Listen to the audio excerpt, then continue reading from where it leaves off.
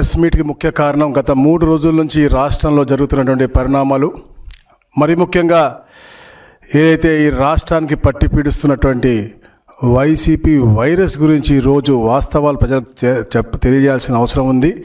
ఏదైతే ఫేక్ ప్రచారాన్ని వారు చేస్తూ ఉన్నారో దాన్ని ఎండగట్టడానికి ఈరోజు నేను ఈ మీడియా సమావేశం పెట్టడం జరుగుతుంది. నేను ఒకటే అడుగుతా ఉన్నాను వైసీపీ నేతల్ని, వారి యొక్క అధ్యక్షుడైనటువంటి జగన్మోహన్ రెడ్డి గారిని కూడా ఒకటే అడుగుతా ఉన్నాను, మీ రాజకీయ సిద్ధాంతం ఏంటి? కేవలం బూతులు తిట్టడము, అలాగే అనైతిక వ్యవహారాలు, కులాలు మతాలు అందరి మీద చిచ్చులు పెట్టి అన్నిటినీ వాడుకుని రాజకీయ లబ్ధి పొందాలంటే మీ ధ్యేయం అని నేను అడుగుతా ఉన్నాను. ఎందుకంటే మాట అనేది అపారమైన శక్తి కలిగినటువంటి విషయం. అయ్యే మాటలు ప్రజలను కలపగలవు, అలాగే సమాజాన్ని విడగొట్టగలదు. మనం మాట్లాడే ధోరణి బట్టి ఎన్నో మార్పులు, వాటి యొక్క పరివాసాలు ఉంటాయి. ఒక మంచి మాట మనుషులని దగ్గర చేస్తుంది, అదే ఒక చెడు మాట సమాజాన్ని చీల్చేస్తుంది. అదే మాటలు అశాంతికి అలాగే విభేదాలకు నాంది పలుకుతూ ఉన్నాయి. అదే మనకి గత కొద్ది రోజులుగా మనకు కనపడతా ఉన్నాయి. మనం చూస్తూ ఉన్నాం. ముఖ్యంగా కల్తీ నెయ్యి సబ్జెక్ట్ జరుగుతూ ఉంది. కల్తీ నెయ్యి, ఆవు లేదు, పాలు లేవు, కల్తీ జరిగింది అని నిర్ధారించారు. సింథటిక్ ఘీ అని చెప్పారు, అడల్ట్రేషన్ జరిగింది, హవాలా ద్వారా క్యాష్ ట్రాన్సాక్షన్ జరిగిందని చెప్పి నిర్ధారించారు. వారు చేసినటువంటి ఏదైతే టెస్ట్ ఉందో ఆ మెథడాలజీ వాళ్ళ దగ్గర లేదు అని చెప్పేసి ఏదైతే మళ్ళా వారు చేసినటువంటి ల్యాబ్ వారు ఇచ్చినటువంటి ఇది ఛార్జ్ షీట్లో మెన్షన్ చేశారు తప్ప ఎక్కడ కూడా ఎవరికి కూడా లార్డ్ కానీ లేకపోతే యానిమల్ ఫ్యాట్ లేదు అని ఎక్కడ కూడా ఇవ్వలేదు. వాళ్ళ దగ్గర మెథడాలజీ లేదు అని చెప్పారు. సరే, అది జరుగుతున్న తరుణంలో తిరుపతిలో ఒక ఆయన దైవద్రోహులు అని చెప్పి ఫ్లెక్సీలు పెడతాడు, యాగాలు చేస్తాడు. ఎవరైతే దీనికి ముఖ్యమైన కారకుడో అప్పుడు చైర్మన్గా ఉన్నటువంటి వ్యక్తి భూమన కరుణాకర్ రెడ్డి అనే మనిషి, ఆయనే ఆ ప్రాంతంలో విద్వేషాలు రెచ్చగొడతాడు. నిజంగా నేను చెప్తా ఉన్నాను, ఎన్నికల ముందు ఏదైతే వీళ్ళు తప్పుడు రాజకీయం చేశారో, బూత్ రాజకీయం చేశారో, దానికే అనైతికంగా దానికే మేము కట్టుబడి ఉన్నాము. ఈరోజు కూడా మేము అలాంటి విలువలను రాజకీయం చేస్తామా వచ్చి ఓపెన్గా చెప్పండి.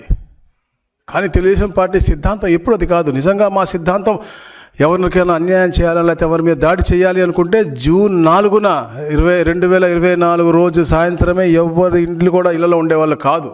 ముఖ్యంగా నేను నా కాన్స్టిట్యున్సీ కూడా చెప్తాను, ఏదైతే ఎలక్షన్ రోజు నా మీద దాడి జరిగిందో, నాతో గొడవైందో, వాళ్ళ మీద ఈ రోజు దాకా కేసు కూడా లేదు, వాళ్ళ మీద ప్రతి దాడి కూడా లేదు. మా సిద్ధాంతం అది కాదు.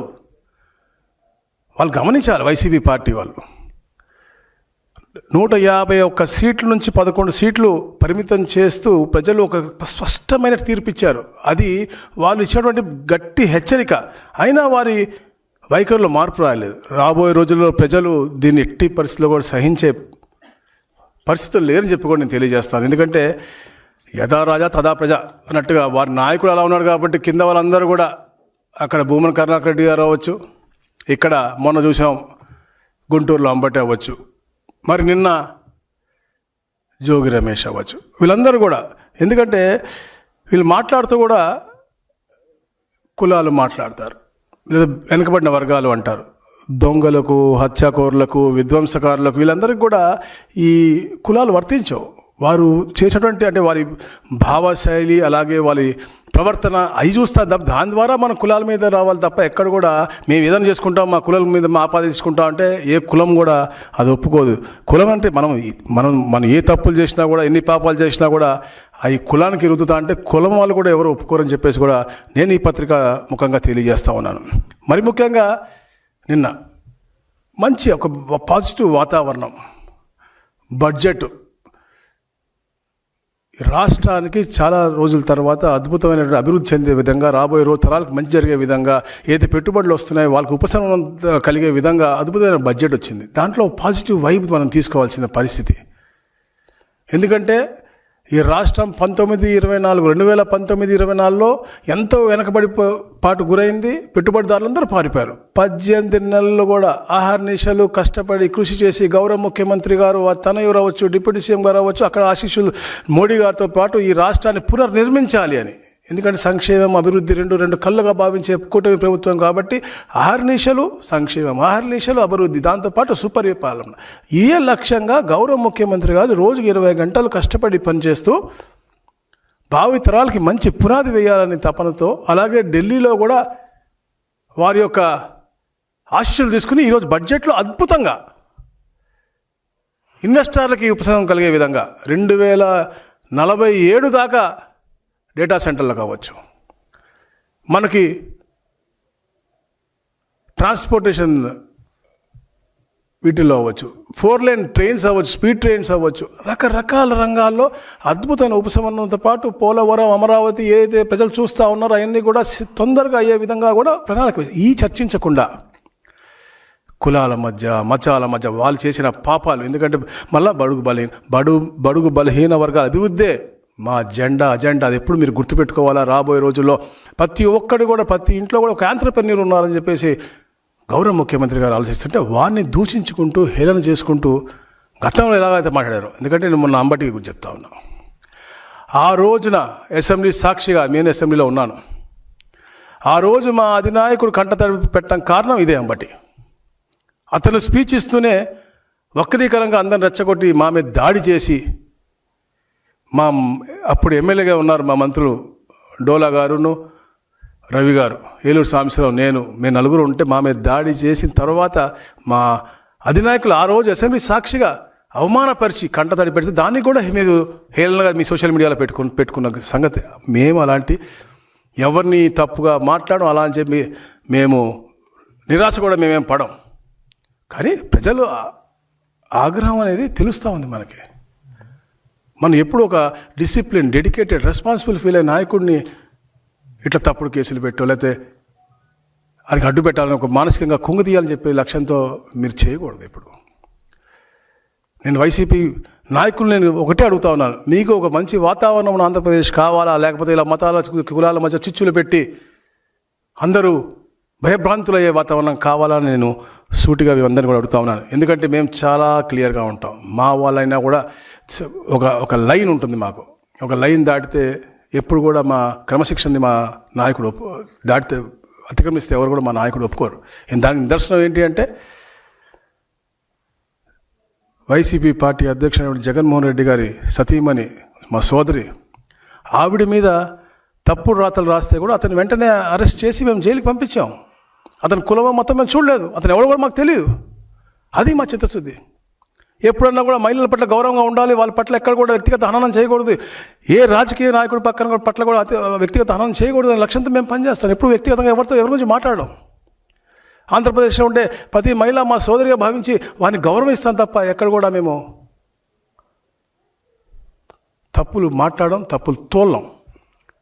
మీరు ఏదైతే 30 లక్షల మంది అనారోగ్యానికి పాలయ్యారో, ఏదైతే 30,000 మంది తాలిబట్లు పోవడం కారణం అయ్యారు, అలాంటి నకిలీ మద్యంలో జైలుకు వెళ్ళి మీరేం స్వతంత్రం కోసం పోరాడాలని చేయలేదే, సభ్య సమాజం ఎదుగుదల కోసం మీరేమీ చేయలేదే.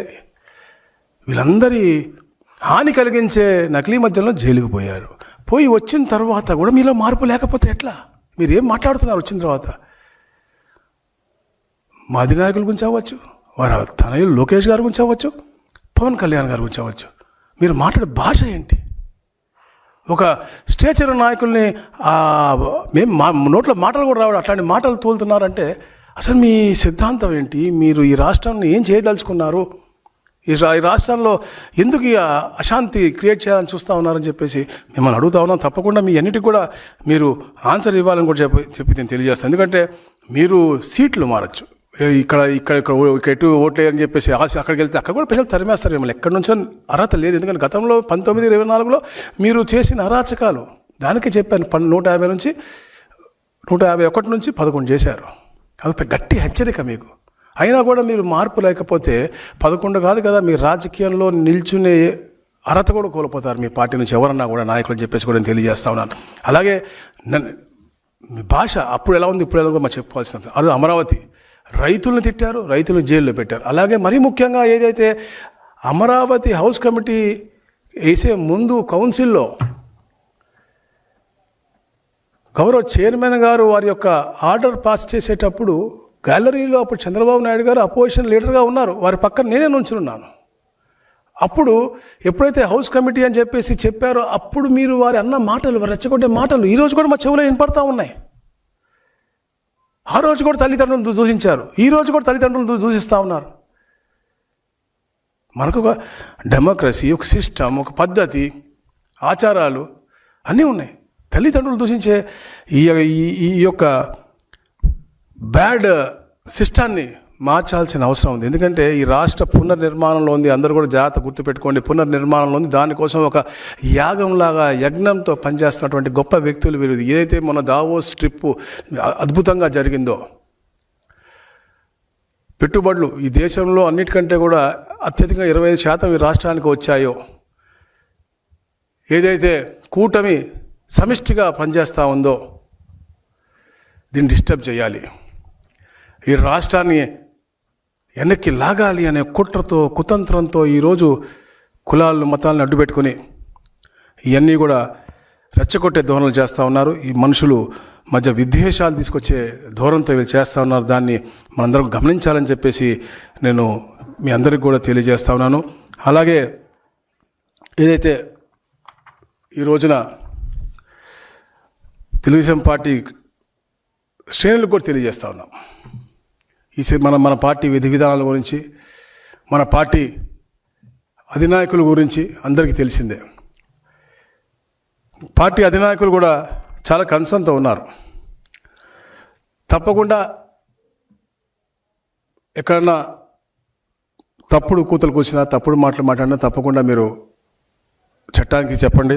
చట్టం తను పని చేసుకుంటూ ఉంటుంది తప్ప మనం చట్టాన్ని మన చేతితో తీసుకోకూడదు. అది కూడా ఎవరి గృహాల మీద కూడా వెళ్ళి దాడి చేసే పద్ధతి అది కరెక్ట్ కాదు అనేది కూడా గౌరవ ముఖ్యమంత్రి గారు చాలా ఆవేదన చెందుతూ ఉన్నారు. ఆ దిశగా మనందరం కూడా ఒక ఏదైతే మన పార్టీ సిద్ధాంతం ఉందో, 45 సంవత్సరాలు దాదాపుగా ఎప్పుడు కూడా మనం పొజిషన్లో ఉన్నప్పుడు ప్రజలతో ఉన్నాం, ప్రతిపక్షంలో ఉన్నప్పుడు ప్రజలతో ఉన్నాం. 2019 నుంచే ఈ యొక్క ఆచారాలు స్టార్ట్ అయినాయి. అలాంటి ఆచారాలు ముందుకు తీసుకెళ్ళటం అది కరెక్ట్ కాదు అని చెప్పేసి, అలాగే ముఖ్యంగా ఏదైతే బూతుల పార్టీ ఉందో ఆ బూతుల పార్టీ గురించి తప్పకుండా రాష్ట్రంలో ప్రతి ఒక్క వేదిక మీద కూడా మనం మాట్లాడాల్సిన అవసరం ఉంది. మేము ఇప్పుడు మీకు ఒక వీడియో కూడా చూపిస్తాం, వాళ్ళు ఎలా రెచ్చగొట్టే ధోరణిలో వాళ్ళు ముందుకు పోతూ ఉన్నారో, ఎలా రెచ్చగొట్టాలి. ఎందుకంటే ప్రజలు ఆవేశపరులు, వారిని మనం అంటే బాధ కలిగిస్తే వాళ్ళు ఏమని చేయగలరు, దాన్ని మేము రెచ్చగొట్టలేదు. గతంలో వాళ్ళ ముఖ్యమంత్రిగా వాళ్ళ నాయకుడు ఉన్నప్పుడు రెచ్చగొట్టి ఏదో మాట్లాడి ఇంకా ముందు పంపించాడు. కానీ మేము ఎవరిని కూడా రెచ్చగొట్టి పంపించే ధోరణిలో మేము మాట్లాడలేదు. కానీ మళ్ళా చెప్తాను, మీరు ఇష్టానుసారం మాట్లాడి మా కులము, మా మతము, లేకపోతే అభివృద్ధిని ఆపాలి, లేదా సంక్షేమాన్ని ఆపాలి, లేకపోతే ఈ సుపరిపాలనకి బ్రేక్ వేయాలని చూస్తే మాత్రం ఎట్టి పరిస్థితుల్లో కూడా ఊరుకోము. తప్పకుండా ప్రజాహితం కోరి రాష్ట్ర భవిష్యత్తు కోసం తప్పకుండా ఎంత స్థాయికన్నా వెళ్తాం తప్ప ఇట్లాంటి మీ యొక్క హననాన్ని మేము క్షమించాము. నేను అది చెప్తా ఉన్నాను. మేము విధ్వంసం చేయడానికి రాలేదు, అభివృద్ధి చేయడానికి వచ్చాం. ప్రజల కోసం, బడుగు బలహీన వర్గాల కోసం మా ఎజెండా ఎప్పుడు కూడా కొనసాగుతుంది. తప్పు చేస్తే మాత్రం ఎవరైనా సరే శిక్షిస్తాం.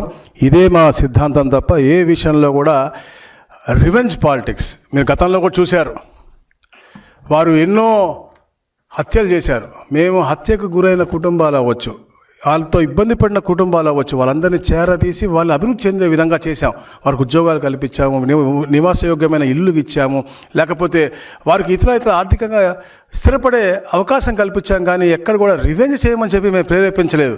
ఆ తత్వం మీ పార్టీలో ఉంది, అది మార్చుకోండి. ఇది సభ్య సమాజానికి మంచిది కాదు, ఈ సమాజం ఒప్పుకోదు. మీకు మరీ అదే చెప్తా ఉన్నాం. అలాగే నేను ఇప్పుడే చూపించా రెచ్చగొట్టే ధోరణి. ఈ 3 వీడియోలు కాదు, ఇలాంటి 35 వీడియోలు ఉన్నాయి. వాళ్ళు వాడిన భాషలు దీనికంటే కూడా చెప్పలేనటువంటి తల్లులు తండ్రుల్ని చెప్పి, ఎవరైతే ఈ సమాజంలో ఇక్కడ సృష్టిలో లేరో, ఎవరైతే కాలం చేశారో వాళ్ళని కూడా తిట్టే విధంగా వీరి యొక్క స్కూలు. మన పార్టీలో అది ఎప్పుడు కూడా అలాంటిది ఉండదు. వీళ్ళ మనకు నాయకులు. ఇలాంటి వాళ్ళ ఇది గతంలో అంటే పరిపాలించింది, లేకపోతే మన కాన్స్టిట్యుయెన్సీస్లో మనకి అంటే ప్రతిపక్షంగా మన కోసం పోరాడుతుంది. సో ఎట్టి పరిస్థితుల్లో ఇలాంటి మేము సహించేది లేదు. ఎవరైనా సరే తప్పకుండా చట్ట ప్రకారంగా శిక్షిస్తాం. అలా అని చెప్పేసి కూడా ఇలాంటి అనిశ్చిత పరిస్థితులు తీసుకురాకుండా ఒక సుపరిపాలన ఏదైతే గౌరవ ముఖ్యమంత్రి గారు, ఉప ముఖ్యమంత్రి గారు లోకేష్ గారు కోరుకుంటా ఉన్నారో దానికి అందరం కూడా అండగా ఉందామని చెప్పేసి కూడా మీ అందరికీ నేను తెలియజేసుకుంటూ అందరికీ దగ్గర సెలవు తీసుకుంటాను. Thank you.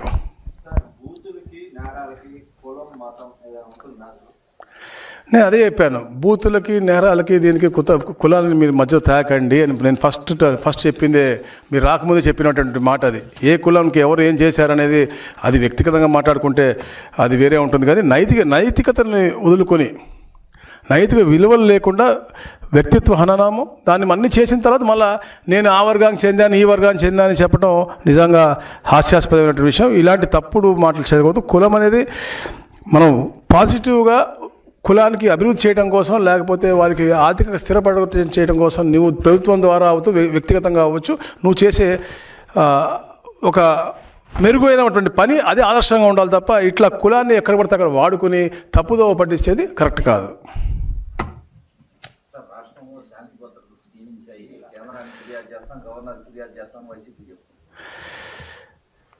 శాంతి భద్రతల్ని ఎప్పటికప్పుడు పర్యవేక్షిస్తూ ఉన్నాం. ఎక్కడ కూడా క్షీణించిన పరిస్థితి లేదు. వ్యక్తిగతంగా వాళ్ళే దూషించి వాళ్ళే మాట్లాడి వాళ్ళు కావాలని ఏదో రకంగా వాళ్ళు ఏదో అనుకుంటా ఉన్నారు. వాళ్ళకు వచ్చినటువంటి నెగిటివిటీ మా మీద రుద్ది ఏదైతే 1924లో వాళ్ళు అరాచకాలు చేశారో, ఏదైతే అందరినీ తరిమివేశారో, పెట్టుబడిదారులు తరిమేశారో, అలాగే ఎక్కడైతే ఎవరైతే వాళ్ళ పార్టీకి వ్యతిరేకంగా మాట్లాడారో వాళ్ళని హతం కూడా చేశారు. మీరు చూశారు, చంద్రయ్య అనే వ్యక్తి గొంతు మీద కత్తి పెట్టి వాళ్ళ పార్టీకి సానుకూలంగా చెప్పకపోతే తలకాయ కోసిన పరిస్థితి.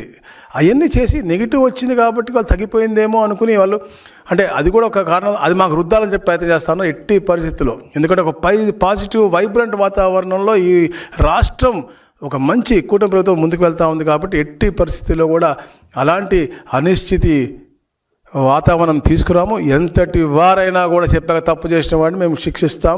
కులాలు మతాలు అడ్డు పెట్టుకుని ఇలా అల్లరి చిల్లరిగా మాట్లాడితే ఒప్పుకునేదే లేదు. అది నిన్న జరిగినటువంటి అవ్వచ్చు, మొన్న జరిగింది అవ్వచ్చు. అలా అని చెప్పేసి శాంతి భద్రతలు మాత్రం విఘాతం కలగనీయం.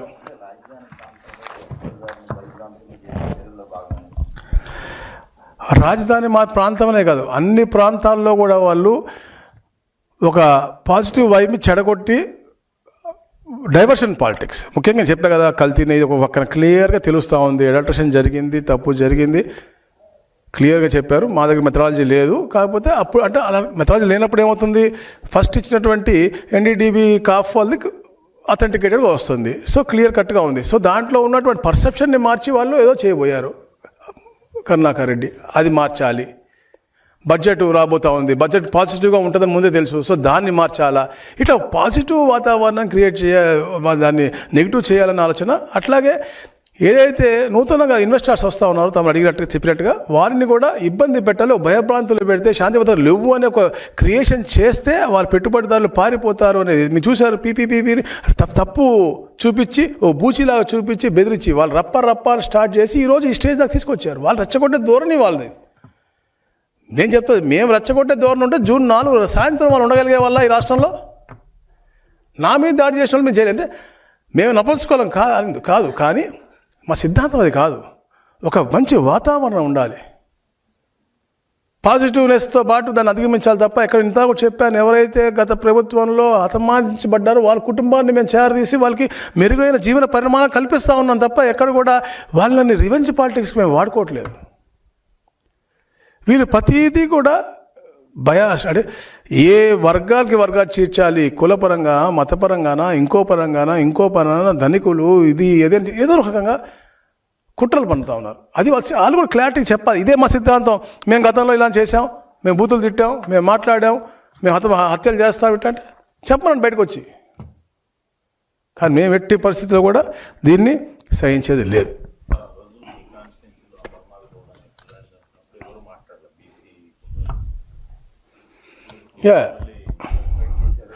డెఫినెట్గా అదే చెప్తారు కదా. ఇప్పుడు అమర్నాథ్ గౌడ్ అనే చిన్న 14 సంవత్సరాల పిల్లవాడిని చెరువుపల్లిలో చంపేశారు.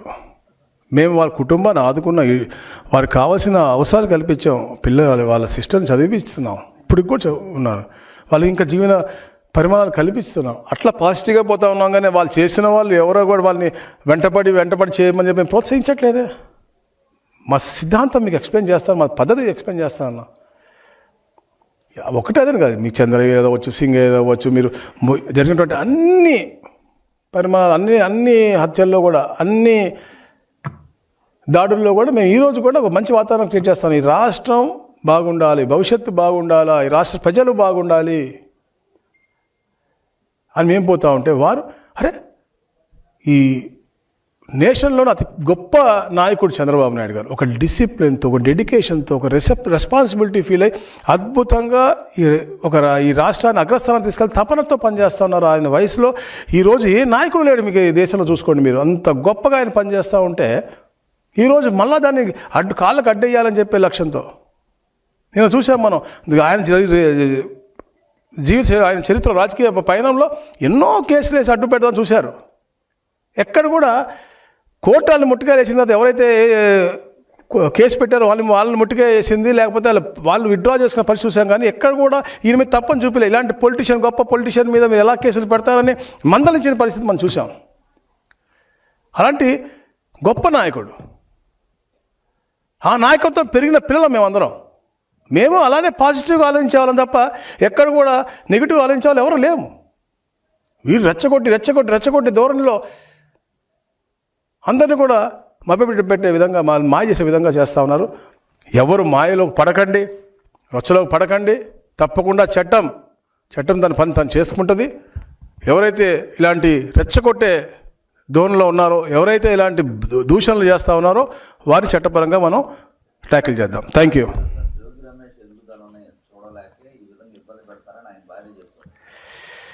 ఇప్పుడు ఆ సోదరికి పాపం అంటే మైక్ పెట్టంగానే ఎవరు ఆయన ఎదగలేక వాళ్ళ పార్టీ వాళ్ళు చేస్తున్నారేమో కుట్రని చూసుకోమని చెప్పి పక్కన ఉన్న వాళ్ళు ఎవరన్నా కానీ ఎవరైనా ఎదిగితే మాకేం ఇబ్బంది ఉండదు.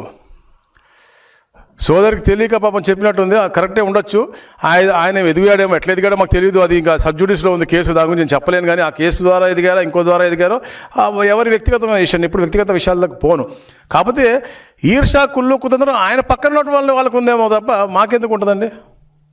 మేము మా పార్టీ సిద్ధాంతాల్ని, మా పార్టీ నాయకుడు ఇచ్చినటువంటి ఆలోచనలు క్షేత్రస్థాయిలో అమలు చేయడం కోసమే మా పని తప్ప ఎక్కడ కూడా యాంటీ సోషల్ కానీ ప్రజలకి హాని కలిగించేది ఎక్కడ కూడా ఉండదని చెప్పేసి కూడా తెలియజేస్తాను. Thank you very much.